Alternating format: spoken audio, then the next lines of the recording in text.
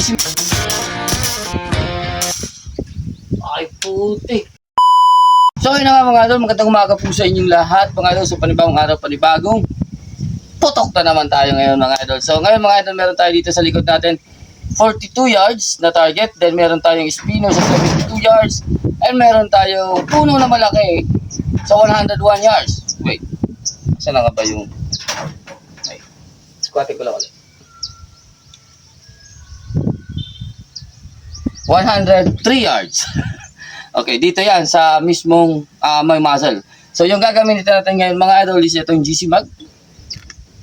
Ito. So, GC Mag V2 Classic. So, yung suppressor niya is, marami natatanong dito is Snow Peak. Snow Peak, alam ko ito. So, ikinabit lang ito dito para masabay siya sa raffle. So, yung barrel ng kasama is yung ito. Yung barrel niya NB17, 17 inches mga idol, na kasama din yan sa raffle na nakakuha natin. Then yung unit. So, wala po siyang scope. Itong scope, Bass Hunter 5 to 25 TD. So, ito, sa atin din yan. So, yung iba stock. So, ito yung binutas ko, mga idol, para accessible natin yung ating hammer adjustment. So, ano nga ba yung mga, sa dami ng kinalikot ko dito, at sa dami ng binuksan ko ito, dami kong na-encounter, dami ko rin nakita. So, simulan natin dito sa mga dito sa rail mga idol, yung masasabi natin dito, yung rail okay naman kung hindi ka po mahilig mag-index o hindi ka mahilig magtanggal-tanggal. Yung ibig sabihin, pag kinabit mo, salpak, then tune, yun na yun. Kasi once na inalis mo ito, mga idol na scope, at inalis mo, ginalaw mo yung rail, magbabago po yung scope nyo. Yung scope 0. So, iiba yan. Hindi po siya, hindi siya babalik dun sa kung naka-0 ka, dapat naka-0 ka lang. Hindi po. Kahit hindi mo po galawin yung barrel. So, kahit hindi mo siya iikot. So, gagalaw po yung 0 mo. Dito lang sa pag-unscrew and screw ng screw nito. So, minsan meron pa rin instance or may time marami, lalo natin, hinahanap natin yung maximum velocity, is inuurong po niya yung barrel. So, kaya niya pong iurong yung barrel sa ganitong setup. Although marami siyang screw, meron tayo ditong siyam na screw. So, 6 na screw sa gilid at may 3 sa gitna para mag-grip doon sa barrel. So, dapat siguro yung barrel mo dito, meron siyang dimple. So, anyways, dito naman tayo sa valve. Sa valve naman niya, meron naman siyang adjuster or yung may pin nga. So, nahirapan akong alisin yung pin na yun. At para magalaw ko siya, maurong ko. Pero ganun din, wala pong pagbabago dito sa unit natin yung uruhin ko man o hindi yung ating velocity. So, hindi natin yung nabago. So, ano ko lang dun sa adjuster, okay naman sana yon, maganda yon. Siguro nga, yung mga spring natin mga idol is hindi na po siya ganun kaganda. So, anyways, yung 1,600 PSI output na sinasabi nila na umaabot ng 1,000 FPS, dito po hindi kaya. Kahit salpakan ko to ng 16 grain. So, kahit lagay ko ng 16 grain pellet, hindi po siya kaya mag 1K. So, eto, naset natin siya 2,175. So, tiningnan ko to, baka sabi ko, sira yung gauge. So, palitan natin ng digital gauge. Kinarga ko. Ngayon, ganun talaga yung labas niya. Doon ko nakuha yung 2,175. So, pinutok ko siya. Pagkakarga, pinutok ko siya. Tapos, inantay ko ulit. Yun. Nandun talaga siya, mga naglalaro. So, masyadong mataas yung kanyang output para lang sa ganitong klaseng velocity. So, nakuha niya, although alam natin na maliit yung plenum, pero goods na din siguro na nakaabot yung 24 inches ko ng 1,044 feet per second sa 18.5 grade na PLW. So, okay na yan sa akin. So, dito na ako nagsettle. Pero hirit pa rin ako na makabili ako ng bagong hammer spring. Then, again, dun sa ating hammer spring, meron tayo dun napansin na yung gumagalaw na yon, medyo kumakapit po yun. Tapos, hindi po parang hindi smooth yung kanyang slide. Kasi meron siyang ukad sa loob na tinatamaan po ng kanyang rod. So, pag tinulak siya, gaganyan. Parang gumaganyan. Parang yung rod nakakalaro siya dito. Ewan ko, pero parang hindi po para sa akin maganda yung play niya. At kailangan ko ng malakas na hammer spring para lang may tulak yun ng mabilis para may pahampas itong hammer. Then yung hammer magaan. So, So, linambutan ko din yung valve spring. Ganun pa din yung velocity ko sa same hammer spring. So, siguro yung hammer spring ko na yung may problema, wala na po siyang power. So, papalitan natin yan, then update tayo pag napalitan natin yan ng bago. Hopefully, makabili tayo kay Sir Gilbert Felipe. Then, also yung valve spring. Kuha din tayo ng valve spring and valve. Yung mismong valve na may acetal. So, try natin yon. Then, again, yung isa niyang problema dito na nakakuha ko mga idol is yung sa regulator niya. Yung sa receiver, pag pinasok mo yung regulator, minsan yung o-ring kumakagat dun sa kanto kasi nga may kanto siya. So, mas maganda sana kung mapalis yung kanto na yon para parang umi-slide dyan yung o-ring pagpasok. So, nangyayari, pag medyo nalakihan mo yung o-ring mo, pag pinasok mo yan, punit yan mga idol. Although, kailangan mo talaga ng saktong-saktong o-ring, pero syempre, meron tayong error ratio sa mga ganyang klaseng bagay. So, minsan, makakasalpak talaga tayo ng oversize. O kahit sukatin natin ng caliper yan, or binili natin yan sa online, meron siyang ganong klaseng problem. Unless, yung mga o-ring mo talaga ikakarga dito, mga idol, is mga malalakas o matitigas na klaseng o-ring. So, kung halimbawa may GC magka, make sure na yung mga o-ring mo dito talaga yung mga the best. Mga biton. Alam ko biton yung isang magandang klaseng o-ring. So, yan ang kakarga mo dito. Para wala kang sakit ng ulo masyado. So, anyway, salas ganun lang naman mga idol. Yung trigger, pull, maganda. So, first stage or kasi walang may slack naman siya pero counting-county lang. So, siguro dual stage ang tawag dyan. Anyways, smooth naman para sa akin yung trigger. Yung butt, yung kahoy niya, ganda. Makinis. So far so good naman sa akin pero feeling ko parang madali siya mabasag pag nabagsak yung wood. And wala naman, okay na. So, eto, yung setup natin dito na gagawin ngayon, isiset ko lang siya sa velocity ng 928, then ilalock natin to, then titingnan ko yung groupings niya dun sa 42 yards, then puputok natin ng 72 yards. Then try din natin siya mga idol sa 100 kahit ito. Kung nakikita nyo yung background ko, medyo mahangin. Try din natin siya na rumaya. So yung gusto lang natin ditong putok mga idol o tama is hindi po siya mag-up and down ng grabe. So hindi tayo magkakaroon at least ayoko makikita ng down. Kasi sa ganitong wind, so aakyat yung velocity natin. Yung wind natin is from right to left. So, yung projectile natin is medyo aakyat. So, expected natin dito mga idol magkaroon tayo ng drift up ng mga at least or down ng mga at least 2 inches. So, sa ganitong klaseng wind ayan. Nauukad nga yung yero eh. So, anyways, try natin yan. Then, hopefully, tumama tayo sa 72 yards. The spinner, then, tingnan natin yung groupings natin sa 42 yards. So, hindi po ako magpa-fine tune like pang BR.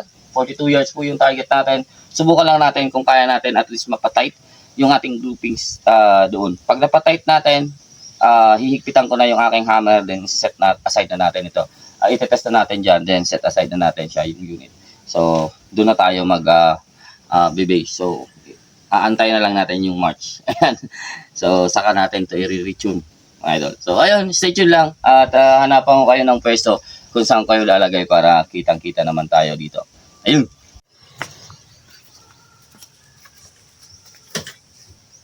Setup tayo. Tingnan natin kung kaya natin mag-chrono. So, yung gagawin kong chrono dito, hindi po dito papunta sa target. Kasi mataas po yung bipod natin tsaka mababa yung chrono. Iko-chrono ko na lang siya dito sa lupa. Tapos, putok natin ng walang chrono sa Kasi, yung yan, hindi ko po siya maangat ng ng sakto. Anyways, discarte na lang natin. Yung hahanapin lang naman natin dito is at least makarating tayo ng 928 feet per second. Target velocity. So, check ko lang kung align ito.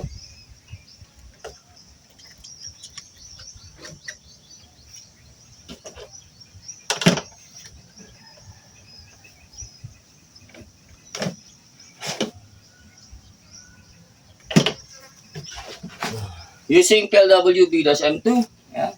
Meron pa tayo dito, kaunti pa. Oh, lobat ito. Battery anyway. Tingnan lang natin.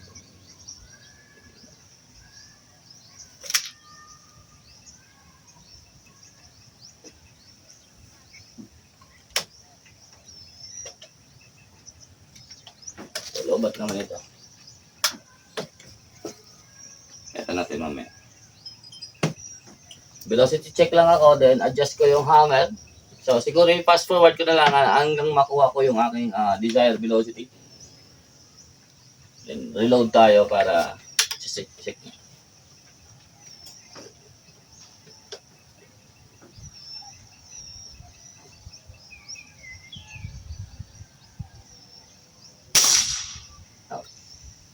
Okay, good shot. Musok. May moist to. 957.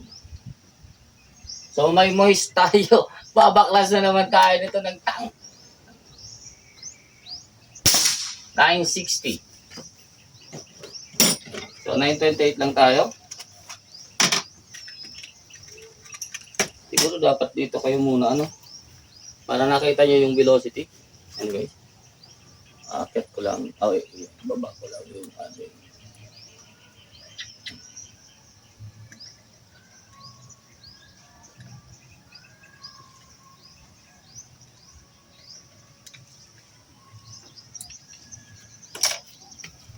Check natin. Baka sumobra tayo. Wala, yung chrono.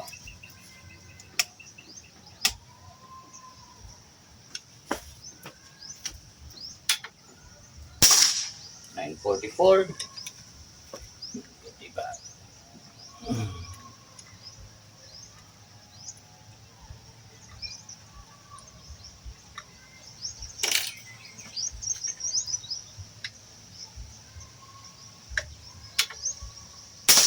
$929. Okay. Ito pa. One more shot. $924. Okay. One more shot. Tingnan natin kung asan tayo. Oh, $907. Bakit? Hindi pa naka-recover. Tingnan natin ito. Ito. Okay, 910. Sige. 916. So, kailangan natin iakit ng konti. So, siguro nagsettle pa lang yung ating spring.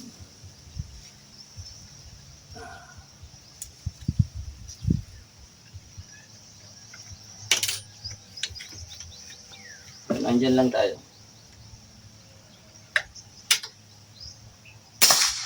Okay.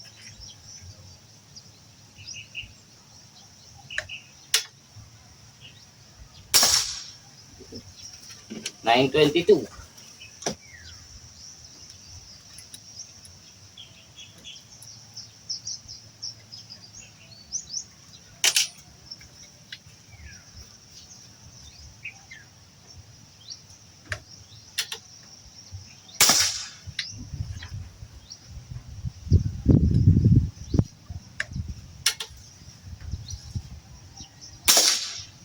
Okay.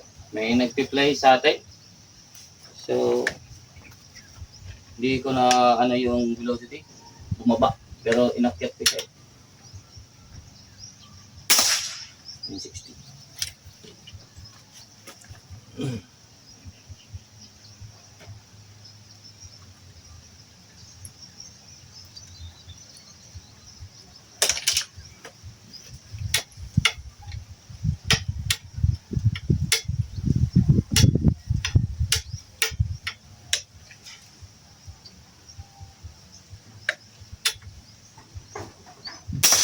Okay. 930. 931. Pag ito consistent. Ito. 931.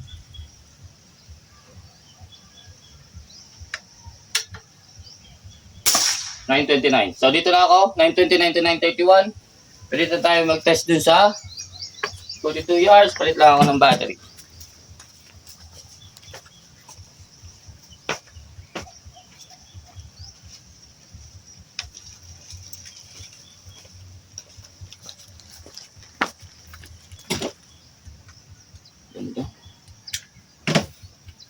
So, maganda yung pinakita.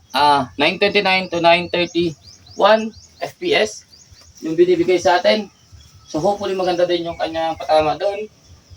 Kahit alam natin ang hanapin dapat natin is 928. Pero try natin to. Tingnan natin kung anong result sa groupings niya using PLW. E-M.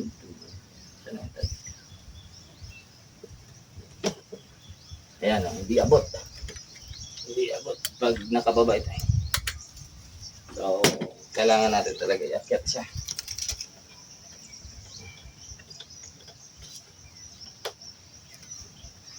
And check muna yung zero. Okay. Okay.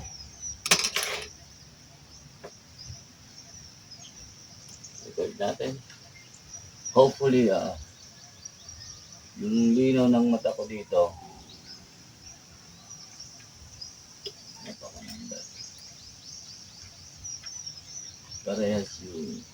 Parehas na yung kuha ng ating camera. Kasi dito, mga idol, malinaw siya sa akin. Sa screen. Pero pag inalis ko yung recording, iba. So, try natin dito sa baba. Try lang natin dito kung asan yung point of impact natin.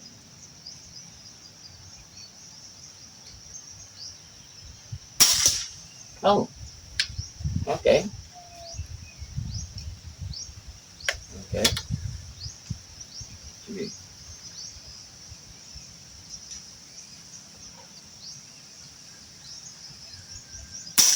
Okay.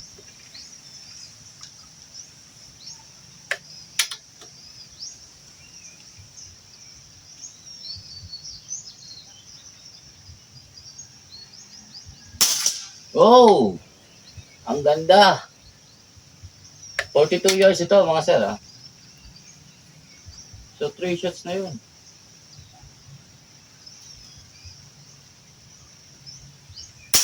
Okay. Baka nag-dry yung wind. Or anyways, sa ganyang klase, okay lang. May wind naman.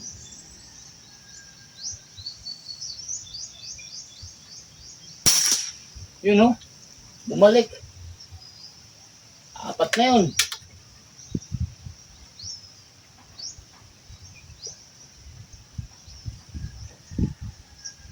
May wind dito. You know. So, yung wind natin doon, mga idol, is galing sa unahan. Papunta dito sa akin eh. So, kung napansin nyo, bumaba yung ating projectile, pero dito pa sana yun. So, okay lang. Okay lang yan.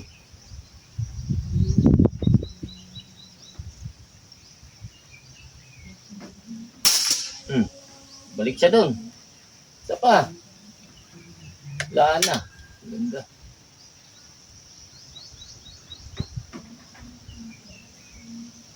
So, again, yung wind, papunta sa atin. Oh. So, good groupings na ako dyan. Habulin ko na lang dito sa aking zero. O, sa left to right. Yan. Subukan natin mga idol sa 72 yards. So, 72 yards, unfortunately, nandyan yung aking camera. Hula-hula tayo sa ating nakalakot.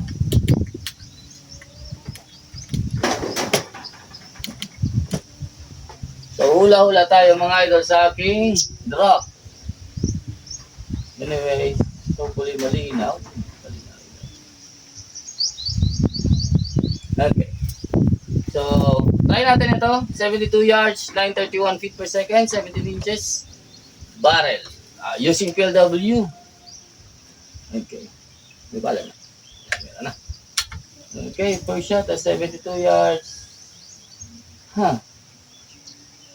Okay. Bigyan natin to ng 1 M rod. Not sure, pero, and, 0.5. Okay. So, nasa 1.5 emerald ako. Move ako dito. Dial. Okay. Dead center. Okay. Hold tayo ng left. Alright. Okay. Mataas. So, napin ko lang yung aking point of impact. So, parang mataas siya. Sobra ata ako. Wala kasi akong dial. Nandiyan sa kabila, mga idol. Yung pag nakalimutan ko yung dope nito. So, yung dial nito. So, dead center ulit.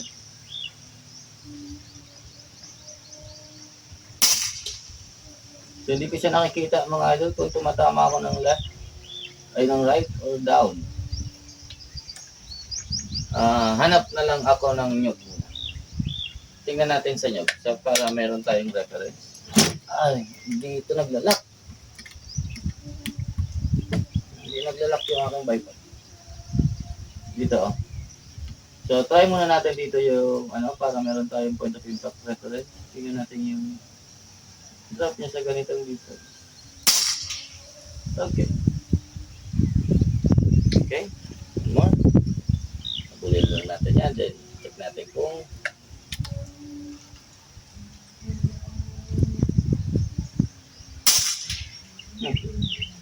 so, kulang pa nga ako. Okay. Try natin ito dyan. Okay. So, meron tayong wind.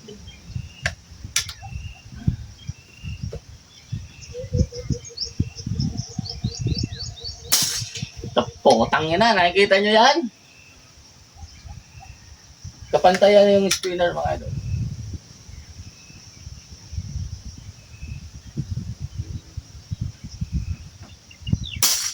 Okay, nag-drop. May drop tayo doon. Okay. Sige lang. Kaya lang natin ito. Tutuwa naman.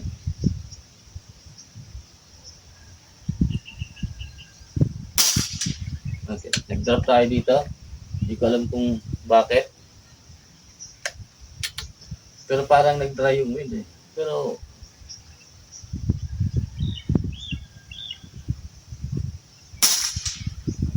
yung groupings natin doon is okay lang naman. So, meron tayo dito.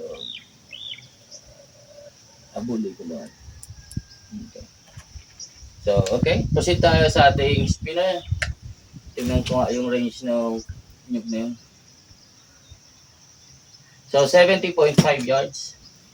So, medyo malapit itong nyug kesa dito. So, again, click tayo sa spinner.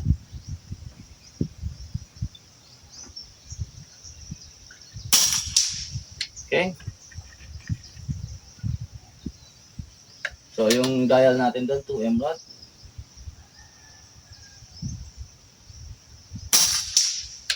Okay.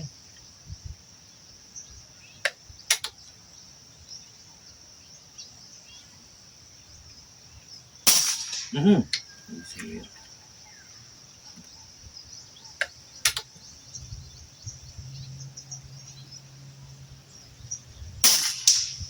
Okay. Nag-ano siya eh, hindi nag-drift. So,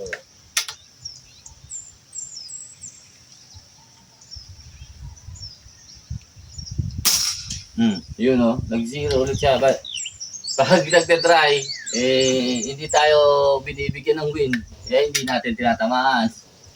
Tapos medyo mataas tayo, gawa ng 70 din 72. So, ibaba natin dito. Oh, yun, ang lakas ng drift nun. Lakas ng drift. Nakita ko yun.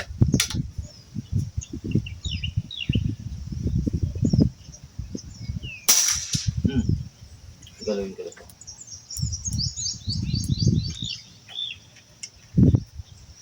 So, ayaw ng patama niyan eh. So, balik tayo dun sa dati. Tabingi. Ito sa baba.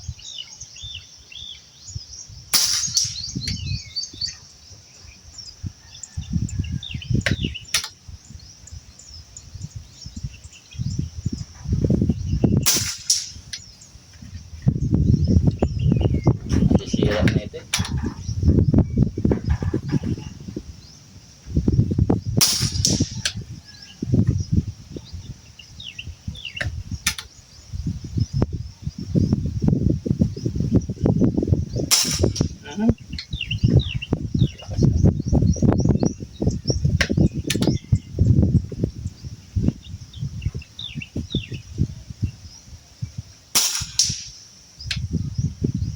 So, goods naman ako, mga idol, kahit windy, tumatama naman tayo sa 70.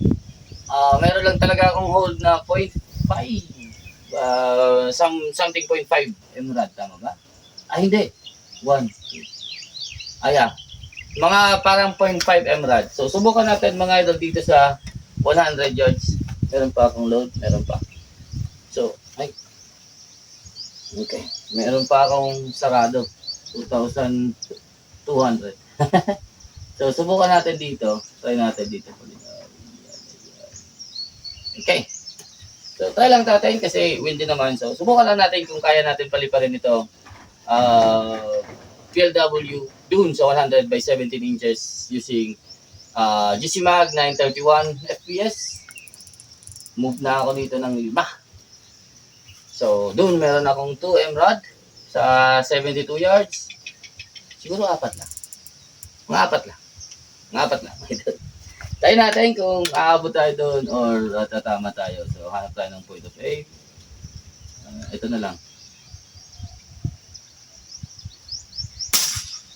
Okay. So, mababa lang. Puputi yan mga idol mamaya. So, hopefully makita natin. Puputi yan. Or hopefully kaya... Ano na? Saan ang target ko?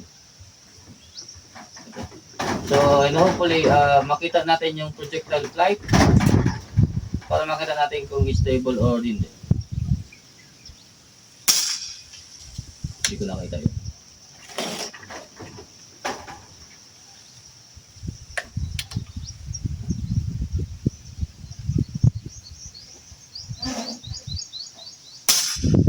Putik na yan. 100 yards yan mga idol. Windy condition. Nag-adjust lang ako ng wind. Ng torrent. Putik. Meron nata akong isang drop. Pero...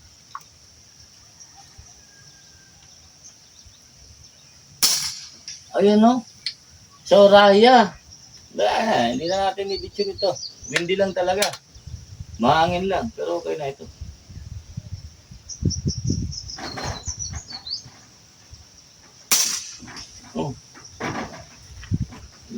Kung tama na.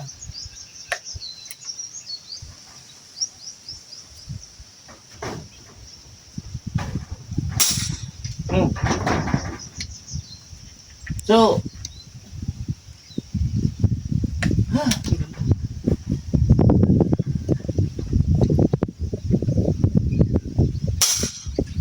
ay putik.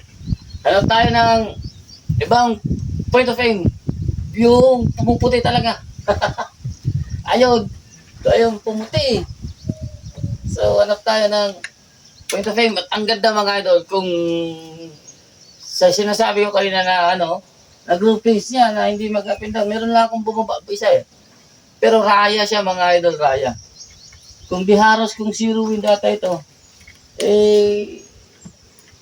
ang tawag nito, di kasi ito naglalak niya eh. Ayusin natin ito, subaba natin ito ng isa. Ayaw mag-lock dito eh. Ayusin ito.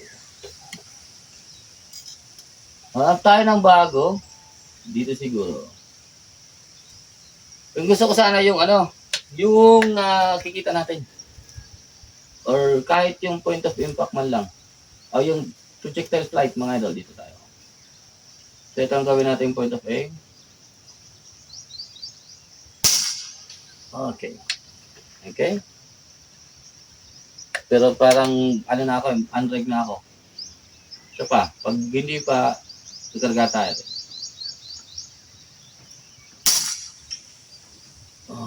Hindi, tabi-tabi lang. Anyway, sige lang. Hindi natin itong 5 shots.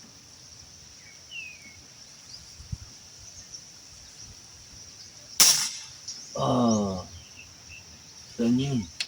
Tudugo yan eh.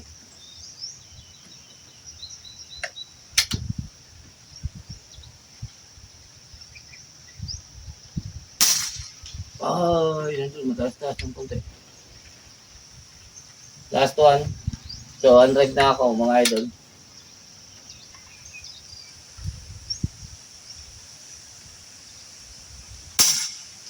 Ay, food. So, meron na akong tama na mababa yun. Ayan o. Itong nasa reticle. So, ito yung mataas ko, ito yung iba. So, dito,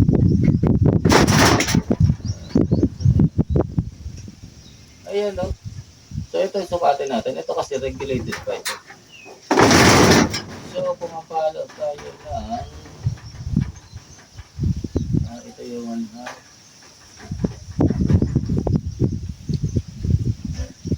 So, sabihin na natin pumapasok pa siya sa 0.5 mrad.